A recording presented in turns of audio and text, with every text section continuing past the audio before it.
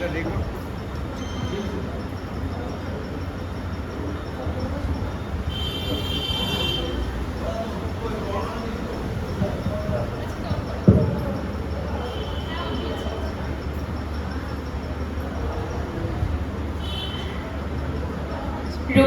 ঠাকুরের সাহিত্য ও ব্যক্তিগত জীবনে কৌতুক ও হাস্যরস ছিল এক অবিচ্ছেদ্য অংশ। জীবনের নানা অসঙ্গতি, সামাজিক ত্রুটি ও দৈনন্দিন জীবনের ছোটখাটো ঘটনা নিয়ে তিনি যেমন প্রহসন রচনা করেছেন, তেমনি ব্যক্তি জীবনেও কবি ছিলেন দারুণ রসিক। কৌতুকপ্রিয়তার নিদর্শন হিসেবে তার বিখ্যাত দুটি নাটক সংকলন আমরা পেয়েছি। সেই দুটি হল হাস্য কৌতুক এবং ব্যঙ্গ কৌতুক। এই রচনাগুলিতে তৎকালীন সমাজের ভণ্ডামি ও ছোটখাটো ত্রুটিগুলোকে অত্যন্ত সূক্ষ্ম ও মার্জিত হাসির মাধ্যমে ফুটিয়ে তোলা হয়েছিল নাটকের মধ্য দিয়ে। আজকে আমাদের নিবেদনে রবীন্দ্রনাথের সেই নাটক সংকলন হাস্য কৌতুকের একটি ছোট্ট নাটক অবলম্বনে আমাদের শ্রুতি নাটক রোগের চিকিৎসা। অংশগ্রহণে বিশ্বজিৎ ব্যানার্জি, তার দুটি ক্যারেক্টার আছে, একটি মুখুজ্জে বাবু এবং একজন ব্রিটিশ ডক্টর। তারপরে আছে পার্থপ্রতিম সরকার, আমাদের নাটকের মূল ক্যারেক্টারের বাবা চরিত্র। হারাধন মূল চরিত্র, তার বাবার চরিত্রে আছে পার্থপ্রতিম সরকার। আমাদের নাটকের মূল চরিত্র হারাধন, সেই চরিত্রে আছে শুভম দাস এবং মূল চরিত্রের মায়ের যে চরিত্রটি সেই চরিত্রে আছে শ্রেষ্ঠা বিশ্বাস। সঙ্গে আছি আমি আলাপচারিতায় তুতুন। শুরু করছি আমাদের আজকের নাটক, শ্রুতি নাটক রোগের চিকিৎসা।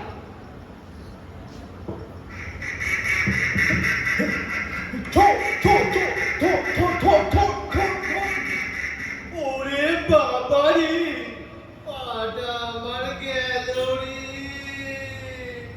রোজ রোজ ঠেঙ্গুলো চুরি করা, যদি একবার ধরতে পারি ব্যাটাকে দেখাবো মজা।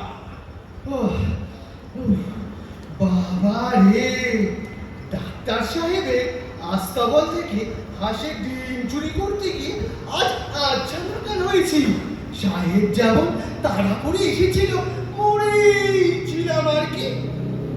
তা বলে তার হাঁসের ডিম আমি চুরি করবো না, সে কি আর হতে পারে? আমার হাতের থেকে সে হাঁস কি আর বাঁচে? তো সেখান থেকে বেরোতে গিয়ে আমি যেই পড়লাম, পাটা আমার ভেঙে গেল রে। তা বলে প্রাণ নিয়ে বাঁচবে চলে এসেছি এই ঢের। এবার আর রোজ রোজ হাঁস চুরি করবো না, একেবারে আজ তো হাঁস নিয়ে আসবো। হ্যালো, হারাধন। এই রে বাবা আসছে। কি করি, আমার একটা পা ঘোড়া দেখলে আরেকটা পাও ঘোড়া করে দেবে। হারাধন, আর কি? এই হারা, তোর ঘোরাচ্ছিস কেন? পা ভাঙলি কি করে তুই? আর কি ইচ্ছে করে ভাঙিনি বাবা। ইচ্ছে করে ভাঙিস নি সে তো জানি, কিন্তু ভাঙলি কি করে সেইটা ভাঙলা? জানি নে বাবা। তোর পা ভাঙলো কেন তুই জানিস না? তো সে কি ওভারে গোবরা দিলি যাবে? কখন ভাঙলো টেরই পাইনি। বটে রে, এই লাঠির বাড়িতে তোর মাথা ভাঙলে তো না বাবা, ওই মাথাটাই তো বাঁচাতে গিয়ে পাটা ভেঙেছি। বুঝেছি। তবে বুঝি সেদিনকে মতো সেই ডাক্তার সাহেবের বাড়িতে হাসি ডিম চুরি করতে গিয়েছিলি, আর হ্যাঁ। তাই তারা মেয়ে তো পা ভেঙে দিয়েছে। হ্যাঁ বাবা, আমার কোনো দোষ নেই। পা আমি নিচে ভাঙিনি, পা তো তারাই ভেঙে দিলে। লক্ষ্মী ছাড়া তোর কি কিছুতেই চৈতন্য হবে না? চৈতন্য? চৈতন্য কাকে বলে বাবা? চৈতন্য কাকে বলে? ওরে বাবা রে, কে বলে চৈতন্য? এর তো আমার রোজই হয়। না, আমি দেখছি তুই শেষে জেলে গিয়েই মরবি। না না বাবা, রোজ চৈতন্য পেলে ঘরেই মরবো। না, তোকে নিয়ে আর পেরে উঠলেন না। বাবা, তাল এনেছো? কার জন্যে? আমি খাবো। তাহলে তো আমি এই নে ঠিক তাল। ওরে বাবা রে, এ তো ভালো লাগলো না। হারু, এই হারু, কি মা? তোর জন্য তালের বড়া করে রেখেছি, খাবি আয়। তালের বড় খাবি? চল তো কান্দর তালের বড় খাও। বাবা, বাবা লাগছে, ছাড়ো বাবা, কানে লাগছে বাবা, ছাড়ো। ইতিমধ্যেই মায়ের হাতের তালের বড়া খেয়ে হারু চলে গেল ডাক্তার সাহেবের আস্তাবলে। ওই যে মস্ত বড় হাঁস চুরি করবে বলেছিল ডিমের বদলে, এবার সে ব্যস্ত হয়ে পড়ল ডাক্তার সাহেবের আস্তাবলের হাঁস চুরি করতে। আবার চোরটা এসেছে, হতভাগা চোরটা আবার এসেছে। বাবা, এই যাত্রায় পালিয়ে বেঁচেছি। কি মজা, কি মজা। অবশেষে একেবারে আস্ত হাঁস চুরি করেছি। এবারে আর ডিম চুরি করতে হবে না, রোজ রোজ। হ্যালো, এই রে, বাবা আসছে। কি করি?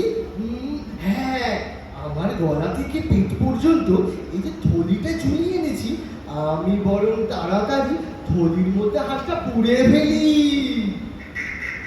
হ্যালো, আগে এ কি রে? হ্যালো, তোর পেটটা হঠাৎ করে ফুটে উঠলো কি করে? বাবা, কাল সেই তালের বড়া খেয়ে। তালের বড়া? সে দায় বুঝলাম, কিন্তু পেট থেকে আমার কেক কেক আওয়াজ আসছে কেন তোর? আরে সে তো পেটের ভিতর নাড়িগুলো ডাকছে। ওই দেখি, দেখি পেটে হাত দিয়ে। না না না না না বাবা, ছুঁয়ো না, বড্ড ব্যথা।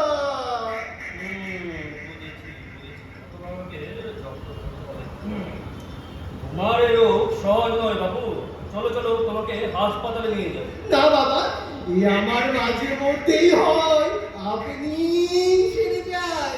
ওই রে, এটা কোনো বেড়েই চলেছে। চল চল চল, আর হাসপাতালে তোকে যেতেই হবে, চল।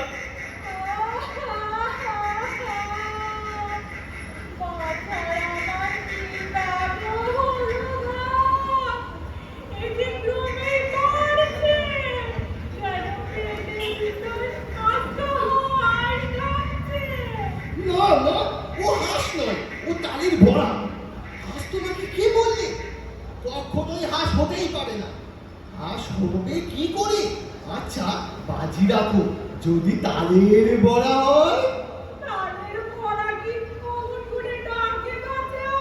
দেখো, তুমি বেশি গোল করো না। হাসপাতালে নিয়ে গেলে ওই যেমন সেরে যাবে। আমি বেশি গোল করছি না তোমার ছেলে পেট বেশি গোল করছে? এই যে মা, মা, চুপ করো, মা, চুপ করো, ও তালের বড়া হবে, চুপ করো। তোকে আর আমি হাসির ডিম খেতে দেবো না রে বাবা। তোর পেটের মধ্যে হাঁস ডাকছে, কি হবে? শোনো, আমি বলতে পারি যে তুমি ঘুরে যাচ্ছি, বুঝলে? কাজ আছে। আমি কাজ ছেড়ে এসে হারুকে নিয়ে হাসপাতালে যাচ্ছি। তুমি একটু চুপ করো না, কথা বললে শোনো না। আমার কোনো রোগ হয়নি, তোমার ওই গোল মেলে আমার পেটের ভিতর আরো বেশি করে ডাকছে। ওগো, এই যে তুমি বাড়তে চললে, ওগো মুখুজ্জেমশাই। কি তোমার? হলো কি তোমার? বাছার আমার ক্রমে বাড়ছে। একে শিগগির ওই যে কি বলে ওই আপনাদের ওই হাসপাতালে নিয়ে চলো। আমি তো প্রথম থেকেই বলছি, এই হারুর বাবাই তো এতক্ষণ দেরি করিয়ে রাখলে। এই চল তো, ওর তো দেখি। না না না না, মশাই ছাড়ো, আমাকে তোমরা ছাড়ো।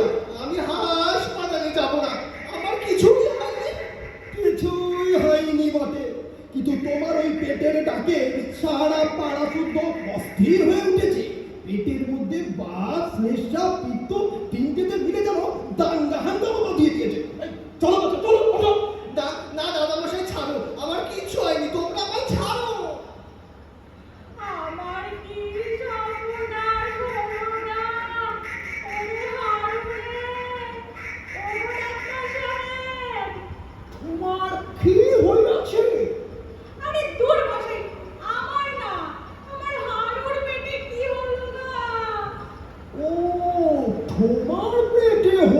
আছে।